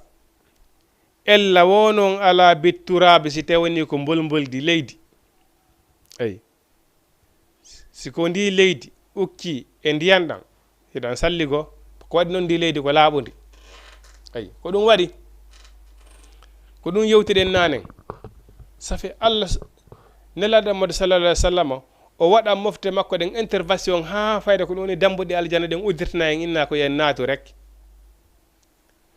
moftaji arani ɗi sattedeji ko ɓe waɗanano kon ko ɗum wonno sabu ha ko ɓe lettira par ce que tawi ɓe tenata ɓuure ɓen tawi ko ma lette ara bon wona ndi leydi Allah so enen leydi ndin kala ko ɗum maniren en juulay exemple no wodduno e moftaji goo joni tun exemple min hara lalan Dakar ɗo hara ko Kaolack woni ka amen si wagutu on hewtino ɗo mi immotono mi yaha Kaolack mi jooliya toon mi arta ayi ko ma mi yaha ka an toon mi jooliya toon mi arta ayi ɗum hino wodduno e moftaji goo e jamanuji goo andi ɗum ɗo fof ko sattiranede ko fawede pigi andanda hoore maɗa sattuɗi joni exemple si taw woni innama ɗo joni hay si taw woni har exemple joni ko Dakar mi woni kono ko Wakamu ɗo mi gollata si wagutu hewti ɗo ko mami immo ko saria on wi kon ko annabajo on wi kon hare ko mami mo ɗo mi yaha Dakar mi juuli toon wagutu on kam mi woni ɗon si mi arta andi ɗum ɗo fof ko teddere ko ɗum ɗo fof ko intervention ji ɗi nelaɗo sallallahu alaihi wasallam torani en Allah enen leydi ndin fof ko laaɓundi kala ko faalaɗen sina hara hino laaɓanma a yii ɗo soɓe sa ari tun a tawi leydi ndin ɗo hindi laaɓi bawle hibbaka ɗo soɓe hibbaka ɗo a salligo to ɗon juula sa heɓal ndiyan kadi tamuɗa juula ko ɗum waɗi si Allah subhanahu wa taala ko ɗum waɗi so wi ɗo si tawi woni hara ko leydi ukki e ndiyan ɗan hino sella juulirgola par ce que leydi ndin ko laaɓundi ayi wal himayi e loope lanɗan ɗan ndiyan geeci ɗan hino salliga ndiyan geeci ɗan hiɗa laaɓi ɗan salliga ɗan ala benna probléme ayi ko won tun en wataɗa jerde ɓe ko ndiyan lanɗan kono siko salligi ɗan salliga ayi wassabu hati ayi e loope lanɗan loope lanɗan ɗan ɗum ɗo fof hino wawi salligade mana loope sa ari ka sera geeci ni tawi woni hara ko no waɗi loope sa heɓal ndiyan ɗa wawi tamade e muɗum juula no sella wal hezzi e ko wiyete niri noro ɗum ɗon no wona fof andi ɗum maga andi wona kamen Fuuta Jallo no woni toon nokkeli goo sa hewti a tawi wona gueeɗe hino fuɗi e ndiyan ɗan sa hewti tawa haray no ɓowri ha sa yiya sikkay ko salte bon kono wona salte par ce que ko ndiyan ɗan noon ko batte ndiyan ɗan noon ɗum ɗon fof hiɗa wawi salligade e muɗum juula ala benna probléme ayi wona hawihi e ko nanta e ɗum ɗo kon fof ayi oyni noon isa ta ayyanatin najasati si tawi woni ko wiyete soɓe kon toɗɗima heɓima ayi husila mahalluha haray lootu nokku ka soɓe on heɓuma ɗon ayi exemple ɗo joni hiɗa salligino ɗa wondi e salligi wona hendu fuutima wona bawle wona hurgo jano soɓe iwa tun nokku goto ara patto e ma ɗum bonnale ma salgi wiyal ɗon obligatoire hande kadi ko ma salligoɗa carrément ka soɓe on toɓɓi ɗon ko ya lootu ɗon itta soɓe on ɗum bonnali salligi ayi husila ayi mana izata ayyanati ñanati soɓe so toɓɓima husila mahalluha lootu nokku ka soɓe on heɓma ɗon fa inil tabasat si tawi woni noon jilɓanima mana soɓe wiccima a anda ko honto e ɓandu ɗum waccuma waɗima jiɓli ma anda ko honto e coñcolngol wiccuma kono noon andi do soɓe wiccima ɓawde salliginoɗa bon haray ɗon ko ma siko coñcolngol woni e muɗum haray ko ma lowtoya coñcolngol carrément par ce que a andali seya ka ɓandu ma haray ko ma lotoyɗa carrément lotoya ɓandu ɗum fof par ce que a andal ko honto e ɓandu ɗum e woni ko soɓe on hawri amma noon si laaɓanima ko ɗo soɓe on hawri woni kaka coñcol woni kaka ɓandu haray ko ya lootu ko soɓe on hawri heɓuma ɗon haray wiyali ya filirto salligi on carrément ayi wa man sakka fi asabati najasa wa man sakka fi asabati najasati nadaha ayi wa in asabahu say'un sakka fi najasati fala nada alay ayi ay ko ɗum o yewti ɗo mana si tawni a yi soɓe on ko ya a lootu ka soɓe on heɓuma ɗon ay amma no si tawni a anda lara ko ya lootu concongol fop o wiya man tazakkaran najasata kala mo anditi soɓe on wa huwara kanko fi salati mo e nder julde nden ata a haray ko yo taƴu ay mana siɗa salligino fi juulugol soɓe heɓi wiccima a ittali ɗon ya ha darna julde ndun andita eni harlan sadi hono soɓe wiccanno nokkel kaari ene de mi ittali a haray ko ya taƴu julde nden ko ɗum waɗi imamu so darni ɗo joni juulugol ha o gayni saligi makko boni ka julde on andi o taƴay julde nden o taƴay ɗon haɗa ko yo taƴi julde nden abbare o potto ɓanna goɗɗo goo kontena julde nden kanko yawa watta salligi on mana imamu so o darni juulugol hendu futike mo ka julde ɗon joni exemple andi kanko o wata wonde imamu hande kadi par ce que salligi makko on boni bon la salatu man tawadda neɗɗo mo mara salligi o wata juulude si ɓawo wonde imamu salligi boni ka julde ko yo ɓannu goɗɗo o potto o yawa wattoya salligi on ko ɗum waɗi an julɗo on kadi si tawini soɓe heeɓima ka nder julde ma a anditi soɓe wonde ka nder julde haray ko ya taƴu ay bon illa an yakhafa khuruzal waqti sina neɗɗo on o hula yaltugol wagutu on ay exemple ɗo joni andi no wirnɗen nane no nelaɗo e landama ko honnum ɓuuri moƴƴude ɓe maki ko juulugol wagutu fewdo makko bon hino woodi ka neɗɗo juula si tawni no woodi mana neɗɗo ko juulata si tawni wagutu on o yalta e fes ay hay si tawni a juule wagutu on hande kadi haray a juuli wagutu on fiwota Allah subhanahu wa ta'ala nangoy fi wagutu on ko nara e heɓali baraji ko ɗaɓɓa e wagutu on ko par ce que a welsindike ha wagutu on yalti ay ndaare baraji ko heɓote wagutu kon amma noon si tawi woni hara har hiɗa juulude bon a anditi soɓe on ka nder julde kono ɗo ya tawi ɗo julde ma nden yaha salligoyɗa arta si tawi nata wagutu on yalti ɓe wi haray ya a kontin salmina kono noon ya andu haray julde nden nde sellali de kono noon haray a heeɓi baraji mana wagutu on fi ko wagutu on yaltali kon après yaha filloyɗa ara filloyɗa julde nden ara filloyɗa julde nden ko ɗum ɓeyni illa an yakhufa sina haray o hula khuruzul waqti yaltugol wagutu on ay wa man salla biha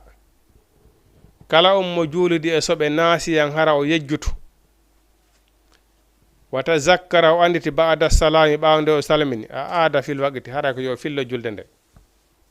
ko yo fillo julde nde a salligenoki ha a gayni soɓe heɓima bon a anditali ha yayi a juuloyi bon si a anditi ɓawde salminɗa hara ko yo on tigui fillito wagutu on ay haray ko yon tigi fillito wagutu on no wirɗen noon nanen haray dewe ɗen kun kala place mum hino waali ay ko ma neɗɗo on o wawa andude ko goo a andi walla andali ay kono ko ma on tigi wawa andude o wi ɗo fara idul wuduyi exemple joni no farillaji salligi ɗin salligol ngol hino mari farilla hino mari sunna ay o wi sabu on ko ɗi jeeɗiɗi farillaji salligi ɗin ko ɗi jeeɗiɗi premier on taw anniyatu ko anniyagol neɗɗo on a anniyato a wiyay si wagutu on hewti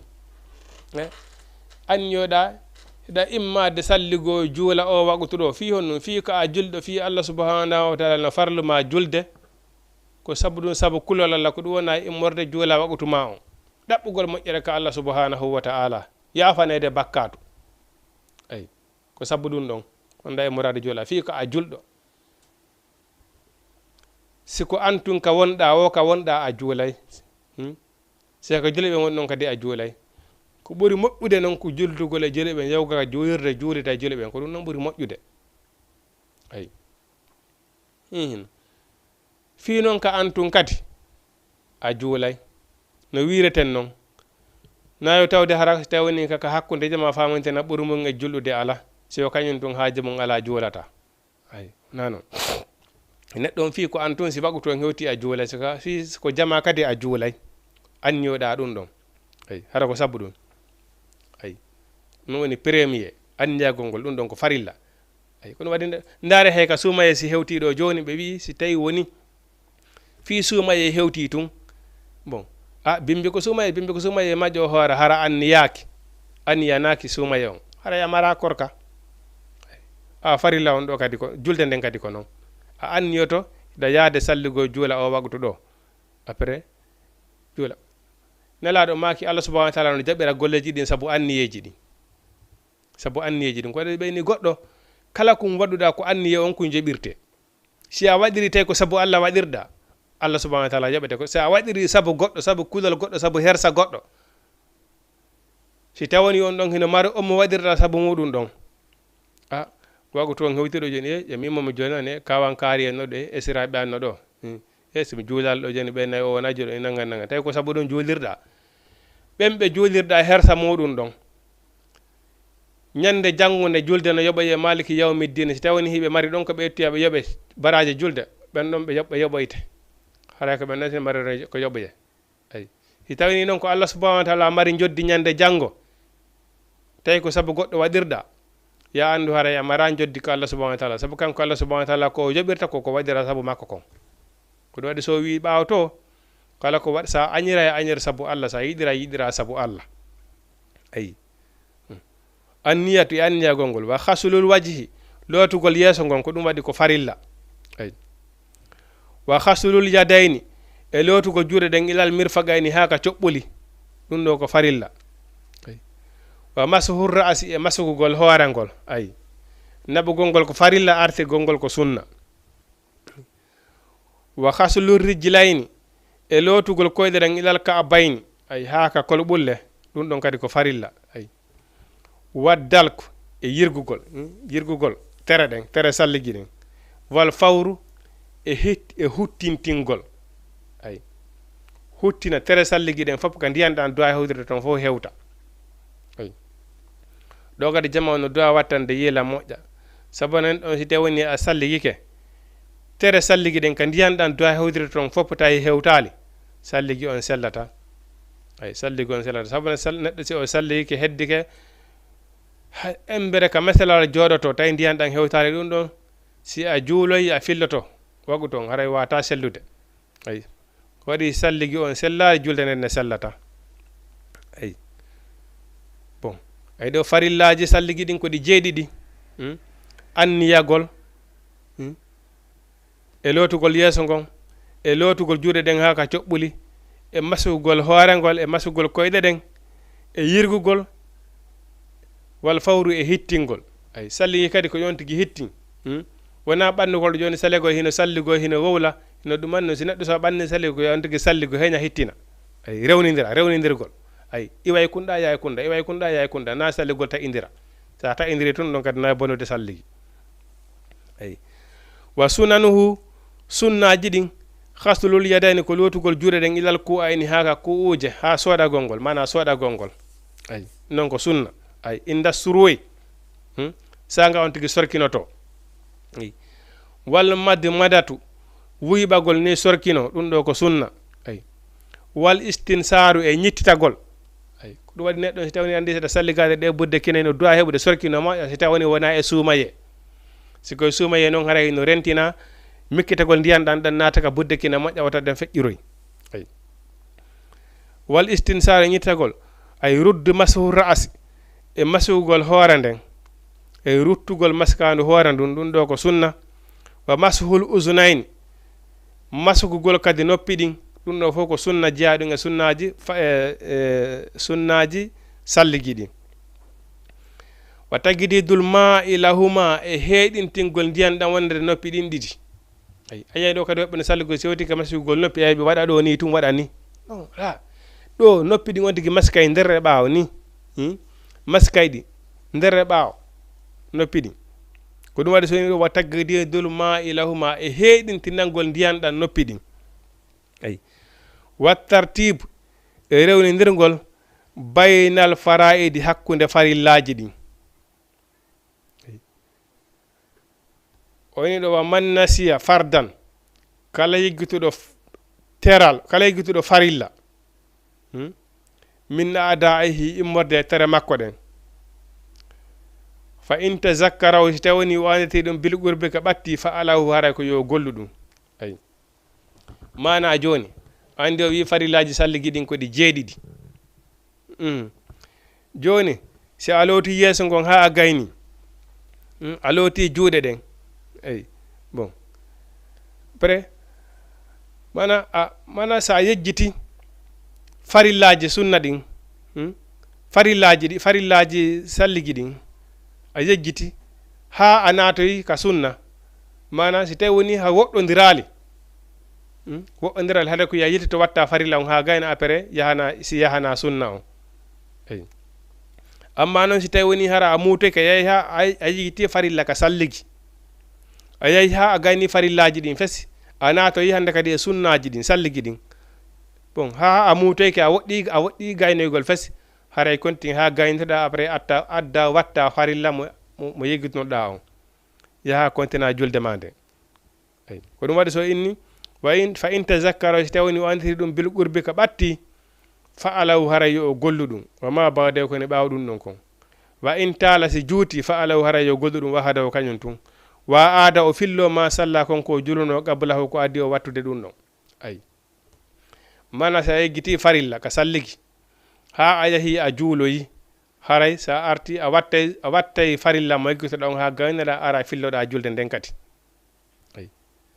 mana a yeggiti lootugol juuɗe ɗen walla a yeggiti lootugol yeeso ngon walla a yeggiti lootugol koyɗe ɗen ha a yahi noon a juuloyi ha gayni anduɗa enede mi salligi kono mi lootal yeeso ngon enede mi salligi kono mi yeggitino lootugol ngoɗo jungo walla mi yeggitino lootugol ngarɗo koyngal haray a yaray watta ɗum ɗon ha gayna loota koyngal ngal yeggitinoɗa ngal ara filloɗa julde nden ayi oyni wa in taraka sunnatan si tawi woni neɗɗo on wacci sunna fa ala haray yo gollumo wala yo iddu salata haray noon o fillota ko julde nde ayi wa man nasiya lumu atam kala mo yeggiti waadere hasala ha yo lootunde wahada ha kayre tum biniyatin wondude anniye ayi intérêt anniye on mana si tawni a salliki a yeggiti ton a ndaari e salligiɗa ha gayniɗa ndaaruɗa tawɗa jaka no heddiɗo ka ndiyan ɗan hewtali e tere salligi ɗen a aray a andi ko fayno ko salligotoɗa fiɓuno annuye kono ɓaytunden waadere ɗon kadi a yeggitinde sa arta e wattugol nde kadi toujours a fiɓay anniye kadi Allah subhanahu wa taala nde waadere nde mi yeggiti ka salligiɗo miɗo fiɓi anniye miɗo yaade watta waadere nde ayi ko nelaɗo makito kon golleji ɗin hiɗi jaɓire saabu anniyeji ɗin ayi pulo fo tani wo julde nde anniyaka ko paɗe wattante neɗɗo kala ko wadɗa tawi a anniyake baraji ala e muɗum enen tigui ren wowlay ɗum ayi neɗɗo ko força o waɗa kon haysi goɗɗo força maɗo yo juulu tawi a juuli kono a força a yahi ɗo makka kono a força naɓaɗa makka a anniyanoki fes a força amara baraji ayi neɗɗo koko anniyi kon pisiro e tore makko la ikraha fi dini forcé alaka dina ayi ko an itata plaisir ma yiɗa ko ɗum ɗon hollata Allah subhanahu wa taala hiɗa yiɗimo sabu Allah subhanahu wa taala yo taggima o addima ko aduna ɗo ma halaqtul jinni wal insa liya'buduni mi taggi on mi addirale aduna ɗo fina fiyo o rewa min Allah subhanahu wa taala bon ɓay noon hiɗa andi ɗum ƴetta responsabilité ma on ɓay tun ko fi dewal mi addira ko aduna ɗo mi waɗa e dewal ngal mi juulay mi itte sadaka yer kon mari feere kon si Allah hokkiran feere hajjugol mi hajjuyay mi moƴƴoto e julɓe ɗimmoɓe am ɓe mi bonata e goɗɗo mi wujjata mi fenata mi haasota ko ɗimmo am mi yenata banu adama ɗimmo am ko boni ayi Allah subhanahu wa taala ma baraji ɗin kono ɗum ɗo fof tawni ko goɗɗo ma forsude ya waɗu hay sa waɗi haray baraji ala ayi ko an itata plaisir ma holla ko wonɗa waɗira ɗum ɗo ko ɓay hiɗa hula Allah subhanahu wa taala ko ɓay mo haɗuma e muɗum ko ɗum waɗi siɗa waɗirde ko saabu kullol Allah wonɗa e waɗirde ko saabu kullol Allah accirɗa ayi ko ɗum o inni golleji ɗin Allah subhanahu wa taala hino jaɓirade saabu anniyeji ɗin ini nam neɓata haray leere men on yoni ɗo ha ɓurti heddaniki en ɗo wona 10 minutes haray ɗon wawi wadde 206 209 plus 54 naton ka Jama TV dans 5 minutes inchallah wawa en waynodirde ko ɗum woni haray wago tuka panneɗen kon yoni ɗon wawi wadde 206 209 pile 54 wawa nadde ka Jama TV dans 10 minutes inchallah 5 minutes dal wawa en waynodirde ay ɗum wayni wa man nasiya lumu atan kala yigituɗo waadere hasala ha yo lotude wahada kayre no biniyati wondude anniye wa inchallah si o juulino noon qabla zalika ko adi o wattude konko yeggitiɗo ɗon a aada o filloto waɗu toon ay mana wa man tazakkaral mad madata mo yeggiti wuyɓagol wal istinsago e sorkinagol baada an sara ha o natani fil wajjihi lotugol yeeso ngon fala yarji o rototako ilayhima e kanji ɗi hatta yutimma wudu ha o timmina salligi o ay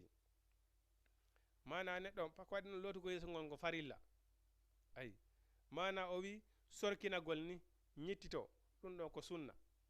ay joni noon si tawni a yeggiti ɗum ɗon ha amande zakarla made marate kala on mo yeggiti wuyɓagol sorkino ha o fuɗɗi ko lotugol yeeso ngon hara passé ko farilla a wawata akkudude farilla on yahana sunna o haray neɗɗon o continue e lotugol ɗon e sorkin e lotugol yeeso ngon ha o gayna après o ara noon o sorkino o ñittito ko waɗi sa saliki ha a gayni koni ɗa wawi sorkinade après ñittito a gayna après noon ara loota yeeso ngon ko ɗum woni oyni haray o ruttotako e ɗum ɗon hatta yettimma ha o timmina wudu ahu salligi makko on wa fadailuhu no jiya kadi e ɓuure salligi ɗen ay attasmiyatu wi'ugol bisimillahi neɗɗo sa ari salego wiya bisimillahi salligo wassiwaku e gosagol kadi koye sunna jiya gosagol ko hunde moƴƴere ko sunna nelaɗo maki lawla an suqa ala ummati lamara on asiwaku bi kulli waqtin nelaɗo maki sina fiwo tami sattinan ɗum mofte an ɗen sina fiwo tami sattinan on wagu to kala mi yemirayna on gosagol ay gosagol ko hunde moƴƴude ay ko hunde laɓɓinay ɗum kadi goɗɗo ay sabuna ko ɓuri saddude fof ko sey arɗa ka wagutu daroɗa hakkude yimɓe juulgo tawana hara oderno ukkoɓe wona hunde lawude ay bon ko ɗum waɗi neɗɗo si tawni hiɗa yaade ka juulirde haysi ko antum woni e juulude ɓay ko Allah subhanahu wa taala wonɗa landade audience ay bon hiɗa du'a laɓɓintinade goso hara hunde par ce que ko Allah subhanahu wa taala wonɗa e noddude ko angi Allah woni e gunnodirde Allah subhanahu wa taala ene sokole hara on odere makko ne yalde ko hunduko ma ɗon ko odere laaɓuɗo ko wani gosagol ngol hino moƴƴi ay wassiwaku neɗɗo ngo goso ay oyni wazzaidu e ɓeydugol ala darbatil ula piyande aranere nden fil wajhi ka yeeso ay wal yadayni e ka juuɗe ɗum ɗo fof ko ɓure salligi ɗen ay wal bidiyatu e fuɗɗorgol bi muqaddasir ra'asi ardindi hoore ndi mana masugol no andi sira fuɗɗade masugol ko ni watta ay ɗum ɗo fof ko hunde yiɗande sina ɗum si tawni inama joni kara ko masugol tun hoore nde ban siɗa fa la ewre ga maska hoore nde l'essentiel yo hoore nden ɓuuɓu tun ay bon kono koko ɓuura yiɗede konko waɗugol ni maska ni après artira ay ko ɗum ɗon woni ko hunde yiɗande ay wattartibul sunani rewnidirgol sunnaji ɗin wa qillatul ma'i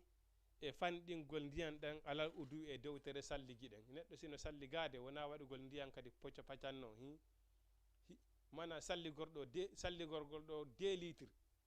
ha neɗɗo goto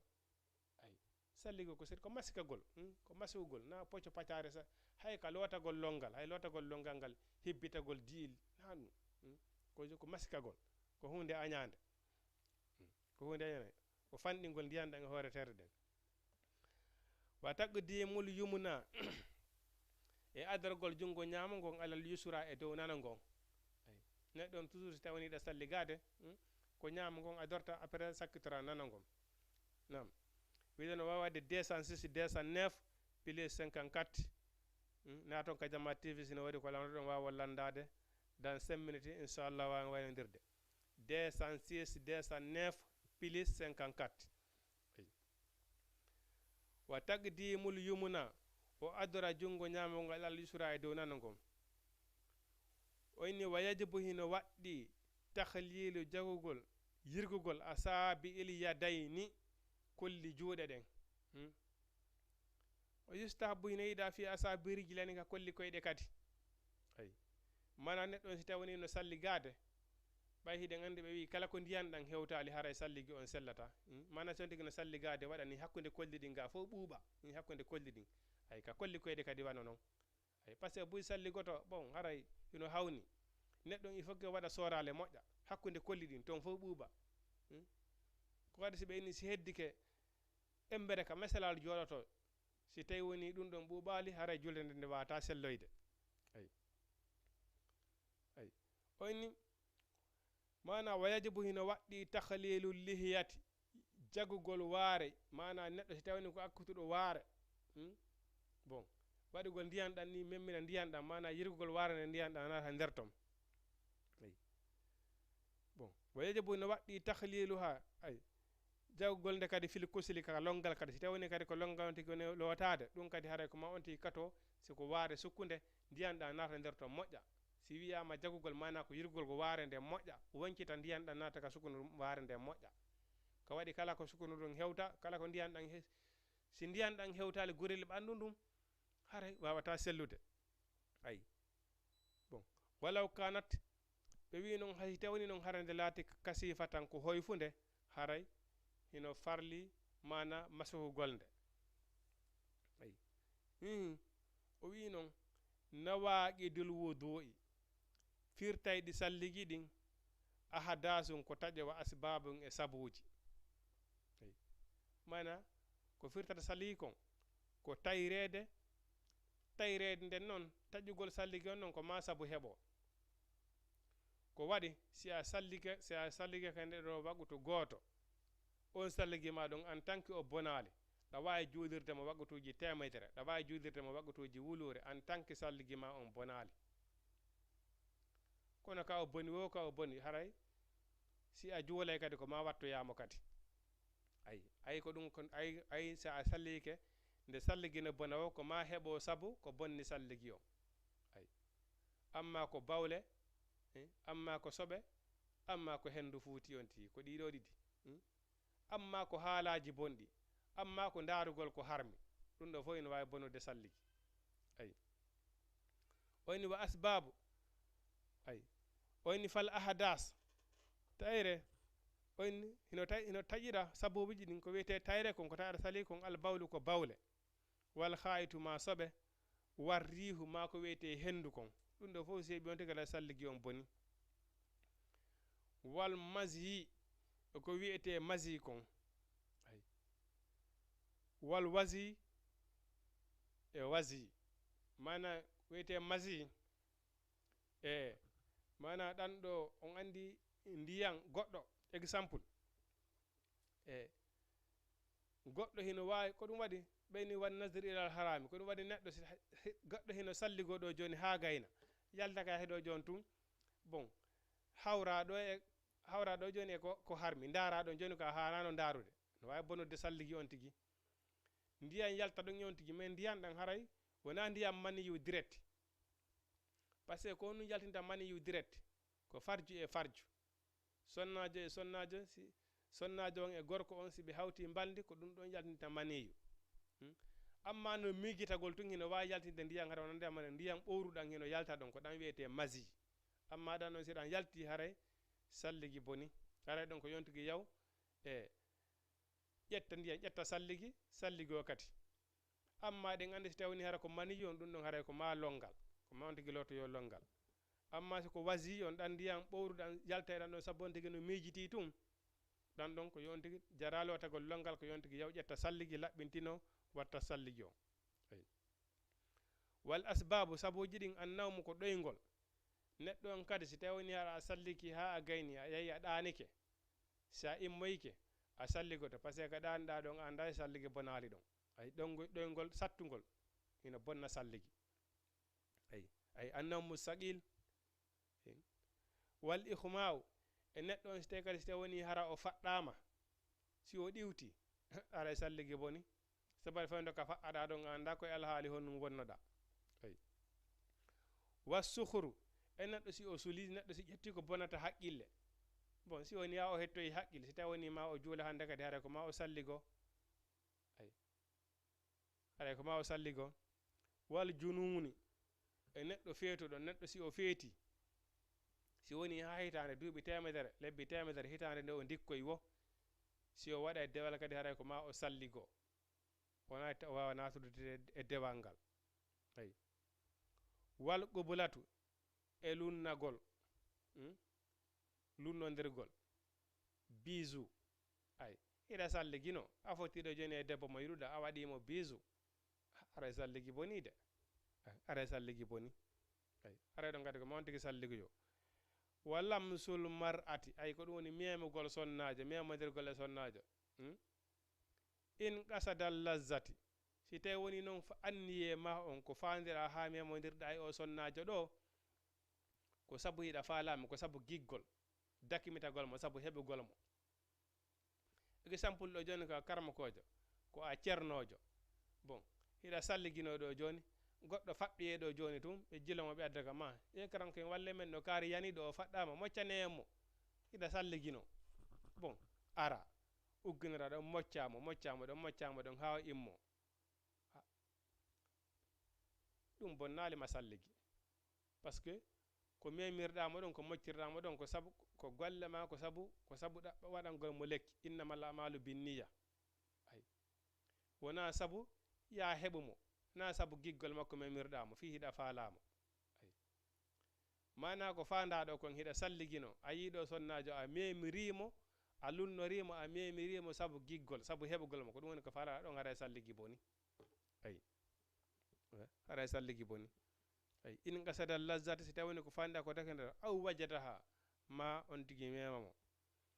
fa massu zakari bi batinil kafi aw bi batinil asabi ma neɗɗo on himo salligino ha o gayni o ƴetti juuɗe makko ɗen o memiri awra makko o memitike haray salligi boni ay neɗɗo si o salliki ha o gayni juuɗe makko ɗen o memitike ka awra makko on haray salligi makko on boni ay wa man sakka fi hadasin e on sikkitiɗo si tawi woni salligi mum boni mana hilan salligino ya ha wagu tewdo tumde ene est ce que haralan wonde salligi ha joni est ce que salligi am bonali waɗani lan jo e ja haray salligi boni pour le fota enni sikke juulata si waɗani ton sikke haray salligi boni ko yawmi wattoyamo ay wajaba alay haray waɗɗike mo alwudu salligi illa an yakuna mo waswasan sina hara ko neɗɗo hewɗo yigitugol ɓay ɗum kadi no heewi ay toujours ndareɗo jurmede Allah subhanahu wa ta'ala ɓeni neɗɗo si tawini ko heewowo yiggitugol amma si ɗum heeɓimo haray ɗon farlakimo ay fala sahi alay haray hunde fawakimo wa yajibu alayhi haray noon hino waɗɗimo hasalu zakari lootugol awra makko on kullihi o fof makko ay minal masi immorde e masi on ko winoɗen nanen kon ndiyam ɓowruɗan ɗan si ɗan yalti sabu miijitagol ɗon haray on tigi na lotoyta ko longal par ce que wona mani yo yalti ɗon ay ko ndiyam yaltoɗan sabu on tigi no miijiti sabu himo ndaari ɓay ɗum kadi hino woodi ay hino woodi ka duhiɓe no woodi ka worɓe wallahi no woodi ɗo woɓɓe goy soɓe yaltiɗo joni ka tawla soɓe yii ɗo joni suddiɗo guitte ɗen wi pange maɓɓe haray hande kadi ɓe anda ko ɓe wawata maîtriser hoore maɓɓe ay no woodi woɓɓe koye ɓen ɗon kadi ko noon Allah taggiri ɓe no woodi ka duhiɓe no woodi ka suddiɓe amma noon siko sabu ɗan ndiyan ɗon yaltuɗan ɗon on tigi lotoyta ko longal ko on ɗum haray farliki on tigi lotugol awra on foppo hawla a pos ay wal masi e masi on wa huwa koni ɗen ay al ma ko ndiyan al khariju yalteɗen inda sahawati sukhuri sanga beleɗe tosoke ɗen sabu on tigi migitagol ay bi tafakkurin ay sabu migitagol aw nasirin ma darugol aw khayrihi ma ko wona ɗum ɗon ay ndiyan ɗan yalta namu Jama TV haray ko ɗum ɗo e Jama TV addanno en hande haray ɗen wawi darade ɗo inchallah ha vendredi prochain inchallah subhanahu wa ta'ala tawni en haray ɗen toro Allah yo Allah subhanahu wa ta'ala tawni en ha yesso toon e so yiɗen mema ɗum ɗo ko adi kon taw neɗɗo on ko ma on tigi wawa andude ko honno dewe ɗen walori farillaji julde ɗin farillaji salligi bon ɗum ɗo fof neɗɗo on ko ma wawa andude surtout alhaali nde ɗo julde e tawni julde ma boni siko salligi boni ko honno neɗɗo on wawata laaɓirde ha naata e nde ɗo julde ay par ce que haray wona ƴettugol tun ndiyan e sampo en naata ɗo e duusu loto laɓɓintino yalta sikka laaɓi ko mane ɗo ganda ko no wata laɓɓinorto sa natude e dewal ngal ara inchallah ɗen wawi wadde ɗo hannda aljuma prochaine ɗen toro Allah subhanahu wa ta'ala yo Allah tawnen ha yeeso toon wono wonɓe abonné ɓe Jama TV wonɓe darde ɗo ɓe gara en fof moɗon hiɗon weltana e ɗen tori Allah subhanahu wa ta'ala yo Allah subhanahu wa ta'ala yoɓu on baraji ko wonɗon e suivre émission on kon ko waɗi noon jangude heeɗiɗo fof ina fota baraji jangude heeɗiɗo fof ina fota baraji ɗen toro Allah subhanahu wa ta'ala yo Allah okkoren baraji ko janguɗen kon okka en kadi baraji onon kadi heeɗiyeɓen en fof meɗen Allah subhanahu wa ta'ala firtane ngar sika ɓana en kata Allah subhanahu wa ta'ala ɓuttinana en Afrique en général yo Allah subhanahu wa ta'ala ɓuttina en Afrique en général yo Allah subhanahu wa ta'ala nana en Afrique wona États-Unis de Afrique fof wona hunde wotere ay en tori subhanahu yo Allah non ɓuttinan en leyɗele men ɗen Sénégal e lagana yo Allah ɓuttinan en ko waɗi Allah subhanahu wa ta'ala heewi kon ko ɓuri heewde kon ay ko ɓuri heewde kon ko heɓata kon fof on taway koko immorɗon ko jeyɗe moɗon kon fa bima kasabati aydikum kala ko heɓi on koko faggitani ɗon hoore moɗon kon hay alqur'ana on Allah subhanahu wa ta'ala o wi e wama unzila alayka li tasqa Allah subhanahu wa ta'ala mi cippinali alqur'ana on e hoore moɗon fi yon tampo exemple sen dari ɗo joni e nder ñallal ngal wagutu ko minutaji jeelu juulata wagutu ko minutaji jeelu 7 minutes et 2 minutes wagutu ko joti o haray a gayni toppitoɗa affaire jima bon horugol e nder hitande ɗon fof ko leer woturu horata hajju e nder gurdam maɗa fof nde wotere bon ça fait dina kam fof si a daari fof moɗon Allah subhanahu wa ta'ala no sembe hay alqur'ana on ko tagiri en sabu moɗon kon o wi o tagirala on fi wota on tampo o kocco kacca aduna ko ronduɗen kon fof pottim ɓaddin immin addu ɗum ɗo fof ko enen faggitani hoore men kala ko heeɓi en ɗo e bone Allah subhanahu wa ta'ala ene koko faggitani ɗon hoore moɗon ay si en rewi laawol ngol en woni ko Allah subhanahu wa ta'ala wiyani en ɗon kon wallahi aduna on fof wi ay jang ay haray en tori Allah subhanahu wa ta'ala ɓuttinan en leyɗe men nden Afrique en général ay okka en fof ko fallen ko nden en ala wata danda en kata e kasara danda en sabu gaño e bone iblisa rahmat la ilaha illa anta subhanaka inni kuntu minaz zalimina ربنا آتنا من أزواجنا وذرياتنا قرة أعين واجعلنا للمتقين إماما ربنا آتنا في الدنيا حسنة وفي الآخرة حسنة وقنا عذاب النار ربنا إننا سمعنا مناديا ينادي للإيمان آمنوا بربكم فآمنا ربنا فاغفر لنا ذنوبنا وكفر عنا سيئاتنا وتوفنا مع الأبرار أقول قولي هذا أستغفر الله لي ولكم السلام عليكم ورحمة الله تعالى وبركاته بسم الله الرحمن الرحيم